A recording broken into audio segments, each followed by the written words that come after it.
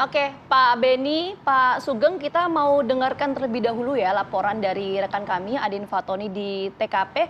Adin, informasi terbaru, fakta-fakta apa saja yang berhasil Anda temukan di lapangan sejauh ini? Selamat pagi pemirsa. Tidak banyak atau tidak banyak fakta terbaru atau informasi terbaru yang bisa kami kumpulkan di sekitar tempat kejadian perkara, di sekitar kediaman Kadif Propam Mabes Polri Jenpol Verdi Sambo di kawasan Komplek Polri Duren 3 Jakarta Selatan. Kami juga melihat tidak banyak atau tidak tampak adanya penjagaan dari personil berseragam di sekitar area tempat kejadian perkara di Komplek Polri Duren 3 Jakarta Selatan. Tadi kami sempat mencoba untuk melihat ke dalam namun tidak diperkenankan begitu. Di mana jarak antara gerbang depan dengan kediaman kurang lebih ada 300 meter. Saat tadi ada dua layer atau dua lapis gerbang. Ini adalah gerbang pertama, nanti setelah dari sini masuk sedikit ada gerbang kedua untuk melakukan penjagaan begitu. Tapi tadi kami sempat masuk dan sebelum masuk ke gerbang kedua tidak diperkenankan untuk melihat ke dalam. Informasi yang kami dapatkan adalah untuk menunggu arahan dari Divhumas Mabes Polri begitu. Di mana yang kami ketahui bahwa sekarang kasusnya ditangani oleh Polres Metro Jakarta Selatan, di mana terjadi kontak tembak atau saling tembak antara dua personil kepolisian pada hari Jumat lalu. Yang kemarin disampaikan, informasi yang terbaru yang dapat kami terima adalah dari Karopenmas Mabes Polri Brigjen Pol Ahmad Ramadan, di mana kejadian atau saling tembak ini terjadi di hari Jumat minggu lalu, kemudian disampaikan kemarin hari Senin tanggal 11 Juli 2022 di Divhumas Mabes Polri. Sekarang kasusnya berada atau ditangani oleh pihak Polres Metro Jakarta Selatan. Demikian Gina Vita dan juga pemirsa, kembali ke Anda di studio. Ya, baik, terima kasih Adin Fatoni untuk informasinya. Selamat bertugas kembali. Kita akan langsung melanjutkan perbincangan. Saya mau ke Pak Sugeng Teguh Santoso. Pak Sugeng, ini melihat kasus ini dari Indonesia Police Watch, apakah memang ada catatan-catatan penting, Pak? Ya, selamat pagi. Ya, selamat Kedengaran pagi, Pak. suara saya ya? Aman, Pak. Silakan, Pak Sugeng.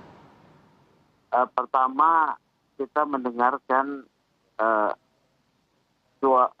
informasi yang kemudian muncul adalah suara dari polisi Polri bahwa Brigpol Y yang mati ini adalah pelaku kejahatan, ya. Tetapi dia kemudian mati. Nah, sebetulnya ada suara lain yang harus didengar, yaitu suara keluarga dari Brigpol Y. Suara dari keluarga Brigpol Y yang mempertanyakan sebab kematian daripada anaknya, ya.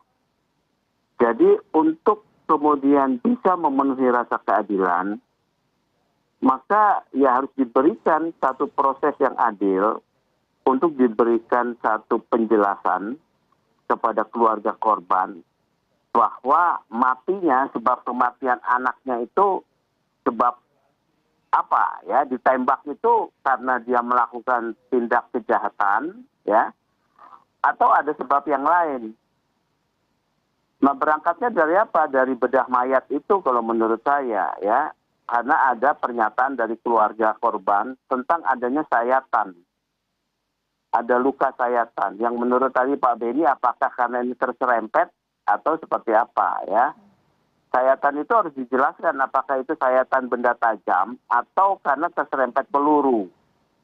Ini yang belum ada penjelasan jelas daripada pihak penyidik atau kepolisian yang dilansir. Tadi Pak Beni sudah Kemudian mengatakan, ada Pak jari Sugeng, yang katanya, kalau untuk luka itu Pak Beni sudah mengatakan tadi bahwa ini sempat ada pemukulan antara kedua belah pihak ini.